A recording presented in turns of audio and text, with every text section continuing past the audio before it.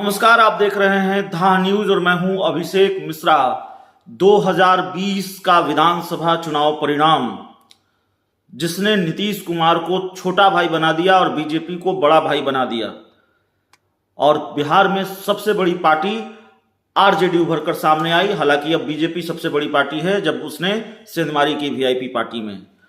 तो बीजेपी और जेडीयू के बीच सीटों का जो फासला है, नीतीश कुमार छोटे भाई की भूमिका में है, जेडीयू छोटे भाई की भूमिका में है बीजेपी से, लेकिन फासला भी सीटों का बहुत ज्यादा है। और इस फासले की वजह से बेचैनी जेडीयू की दिखती है, नीतीश कुमार की दिखती है। और इसी कथित बेचैनी को लेकर कई बार कयास लगते हैं अलग अलग तरीके के। जेडीयू बीजेपी के बीच भीषण टकराव की स्थिति नजर आती है और एक परसेप्शन बनता है कि चूंकि बीजेपी बड़े भाई की भूमिका में है इसलिए अब जेडीयू को या नीतीश कुमार को अपने हिसाब से ट्रीट कर रही है। लेकिन मुख्यमंत्री नीतीश कुमार भी 2020 के विधानसभा चुनाव नतीजों के बाद पूरे फॉर्म में हैं। मुख्यमंत्री नीतीश कुमार लगातार यात्राएं कर रहे हैं। मुख्यमंत्री नीतीश कुमार लगातार अपनी पार्टी के नेताओं और कार्यकर्ताओं से मिल रहे हैं। कोरोना संकट में मुख्यमंत्री नीतीश कुमार के इस अभियान की धार थोड़ी कुंद पड़ी, यह अभियान रुका, लेकिन अब मुख्यमंत्री नीतीश कुमार ने एक बार फिर इस अभियान को शुरू कर दिया है।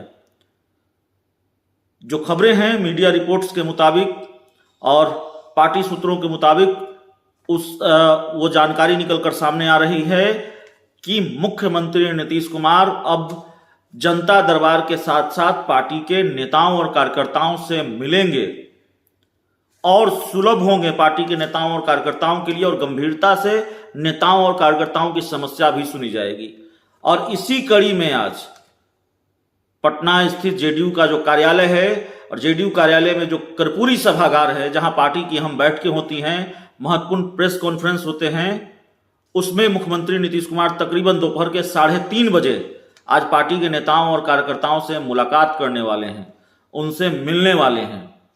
जो जानकारी निकलकर सामने आ रही है वो जानकारी यह है कि 100 से अधिक पार्टी के नेता और कार्यकर्ता नीतीश कुमार से मुलाकात करेंगे या नीतीश कुमार इन कार्यकर्ताओं से मुलाकात करेंगे, उनकी समस्या सुनेंगे, उनकी और समस्या सिर्फ सुनेंगे नहीं, उसका फीडबैक भी लेंगे। हर 15 दिन पर यह कार्यक्रम आयोजित किया जाएगा। हर 15 दिन पर मुख्यमंत्री नीतीश कुमार अपनी पार्टी के नेताओं से मिलेंगे, कार्यकर्ताओं से मिलेंगे, उनकी समस्याओं सुनेंगे और उसका फीडबैक लेंगे। तो ये एक बड़ी खबर जेडीयू को लेकर सामने आ रही है, जेडीयू के लिए और सुलभ।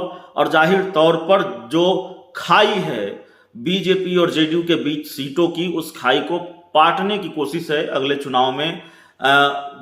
वो उस तरह का नुकसान लोकसभा चुनाव में न दिखे, आने वाले विधानसभा चुनाव में न दिखे।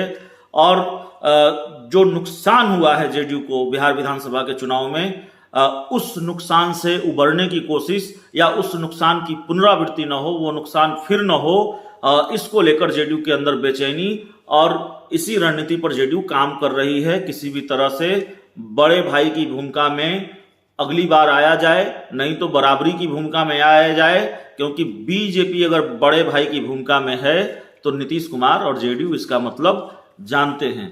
तो अपनी पार्टी को, अपने संगठन को मजबूत करने की कोशिश में 2020 के विधानसभा चुनाव के बाद से ही, उस चुनाव के नतीजों के बाद से ही जेडीयू लगी हुई है।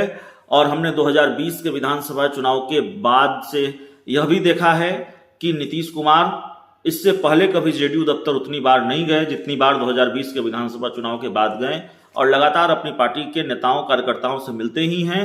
अब ये कार्यक्रम एक तरह से आज है और उसके बाद लगातार 15 दिन, माफ कीजिएगा, हर 15 दिन पर मुख्यमंत्री नीतीश कुमार अपनी पार्टी के नेताओं और कार्यकर्ताओं से मिलेंगे।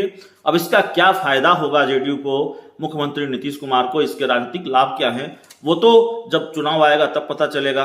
तो इस पूरी खबर में इतना ही, इस पूरी रिपोर्ट में इतना ही। बहुत बहुत धन्यवाद।